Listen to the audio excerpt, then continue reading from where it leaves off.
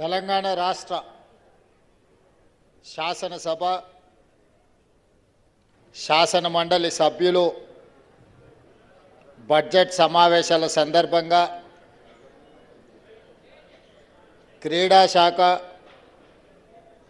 మరియు సాంస్కృతిక వ్యవహారాల శాఖ ఈ అద్భుతమైన కార్యక్రమాన్ని ఏర్పాటు చేసి ఈ కార్యక్రమంలో నాతో పాటు శాసన మండలి చైర్పర్సన్ గుత్తా సుఖేందర్ రెడ్డి గారిని, ఉప ముఖ్యమంత్రి వర్యులు మిత్రులు బట్టి విక్రమార్క గారిని, ఎక్సైజ్ అండ్ ప్రొహిబిషన్ టూరిజం మంత్రివర్యులు జూపల్లి కృష్ణారావు గారిని, అదేవిధంగా శాసన మండలి చీఫ్ విప్ పట్నం మహేందర్ రెడ్డి గారిని, ఈ కార్యక్రమానికి సభాధ్యక్షత వహించిన యువమిత్రులు రాజ్ ఠాకూర్ గారిని, ఇతర శాసన మండలి సభ్యులను, శాసన సభ్యులను, విద్యార్థులందరినీ ఆహ్వానించి ఒక అద్భుతమైన సాంస్కృతిక కార్యక్రమాలను ఏర్పాటు చేసినందుకు మా అధికారులను, ప్రజాప్రతినిధులనందరినీ మనస్ఫూర్తిగా నేను అభినందిస్తున్నా. మా చుట్టూతా నిత్యం ప్రజా సమస్యలతోటి, ప్రజలు తీసుకొచ్చే విజ్ఞప్తులు, ప్రజలు మా దృష్టికి తెస్తున్న సమస్యలతోటి నిరంతరం క్షణం తీరిక లేకుండా నిత్యము కార్యక్రమాలలో సభ్యులందరూ పాల్గొంటూ ఉంటారు. అయితే పెద్దలు చెప్పినట్టు మడిసన్న తర్వాత కూసింత కళాపోషణ ఉండాలి అని రావు గోపాలరావు గారు అప్పుడెప్పుడూ చెప్పిండ్రు. ఈరోజు విద్యార్థి దశలో చాలామంది ప్రజాప్రతినిధులు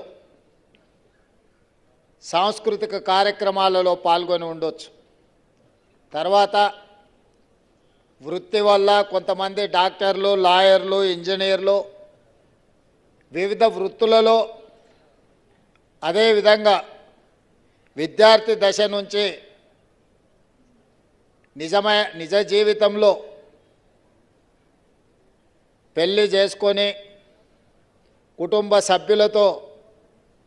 సభ్యుల సమస్యలతో తమలో ఉన్న కళను, తమలో ఉన్న టాలెంటును తామే మర్చిపోయిన పరిస్థితులు మన ముందు కనిపిస్తున్నాయి. ఎప్పుడు ఏదో ఒక సమస్యతోటి, ఏదో ఒక ఇబ్బందితోని నిరంతరం పోరాటం చేసే చాలామంది శాసనసభ్యులు, శాసన మండలి సభ్యులు వాళ్ళలో నిగూఢంగా దాగి ఉన్న కళలను మర్చిపోవడం జరిగింది. అందుకే ఈనాడు తెలంగాణ రాష్ట్రం ఈ మధ్యలో పాఠశాల దశ నుంచి కళాశాల వరకు ఉన్న విద్యార్థులు ఈ మధ్య జరుగుతున్న పరిణామాలు, ఈ మధ్య పోలీసులు పెడుతున్న కేసులను చూస్తే మన విద్యార్థినులు దురలవాట్లకు లేదా మత్తు వైపు పోతున్నట్టుగా అనిపిస్తుంది. అక్కడక్కడ కొన్ని సంఘటనలు కుటుంబంలో తల్లిదండ్రులకు తీరని దుఃఖాన్ని తెచ్చే విధంగా ఈనాడు పరిస్థితులు మారుతున్నాయి. ఒకనాడు తెలంగాణ ప్రాంతం చైతన్యానికి, పోరాటానికి మారు పేరు. ఆ చైతన్యము, ఆ పోరాట స్ఫూర్తి నిజాంల నుంచి విముక్తి కలిగించింది. ఉమ్మడి రాష్ట్రం నుంచి తెలంగాణ రాష్ట్రాన్ని సాధించుకోవడానికి కారణమైంది. అలాంటి పోరాటాలకు, అలాంటి చైతన్యానికి వేదికలైన యూనివర్సిటీలు ఈనాడు కొంతమంది విద్యార్థులు దారి తప్పి మత్తు వైపు, దారి తప్పి వ్యసనాల వైపు వెళ్తున్న సందర్భంలో ప్రజలకు స్ఫూర్తిగా, ప్రజలకు ఆదర్శంగా నిలబడాల్సిన ప్రజాప్రతినిధులు విద్యార్థులను సరైన దారిలో పెట్టి ఒక మంచి సాంప్రదాయాలకు తెలంగాణ రాష్ట్రాన్ని వేదిక చేయాలని ఆలోచనతోటి కౌన్సిల్ చైర్మన్ గారు, శాసనసభ స్పీకర్ గారు నా దృష్టికి క్రీడలను ప్రోత్సహించాలి, ఉమ్మడి రాష్ట్రంలో ఉన్నప్పుడు ప్రతి బడ్జెట్ సమావేశాల సందర్భంగా శాసనసభ్యులు, శాసనమండలి సభ్యులు క్రీడలలో పాల్గొనడమే కాకుండా సాంస్కృతిక కార్యక్రమాలను కూడా ప్రదర్శించి ఒక స్ఫూర్తిని ఇచ్చేవాళ్ళు. తెలంగాణ రాష్ట్రం వచ్చి 12 సంవత్సరాలు ఈ సాంప్రదాయం కనుమరుగైపోయింది, తిరిగి సాంప్రదాయాన్ని పునరుద్ధరించాలి అని వారు నాకు సూచించడం జరిగింది.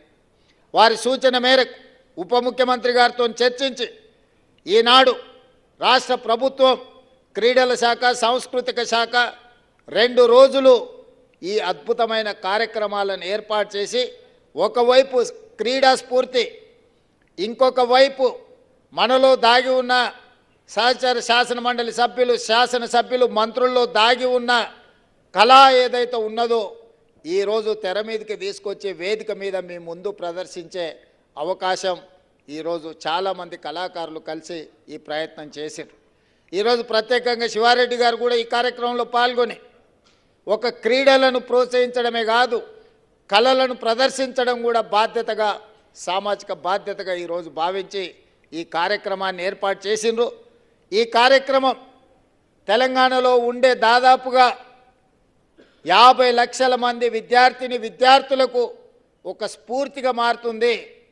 పాఠశాల స్థాయిలోనే క్రీడల్ని ప్రోత్సహించాలి, కళాశాలల స్థాయిలో సాంస్కృతిక కార్యక్రమాలను ప్రోత్సహించాలన్న ఆలోచనతోటి సీఎం కప్ను ప్రవేశపెట్టి గ్రామం నుంచి రాష్ట్రం వరకు పోటీలను నిర్వహించి ఆ పోటీలలో రాణించిన వాళ్ళని గుర్తించే కార్యక్రమాన్ని ఈనాడు రాష్ట్ర ప్రభుత్వం తీసుకుంది. అదేవిధంగా జాతీయ, అంతర్జాతీయ వేదికల మీద క్రీడలలో రాణించి ఈ దేశానికి మెడల్స్ తెచ్చిన వాళ్ళను ఈరోజు ప్రభుత్వం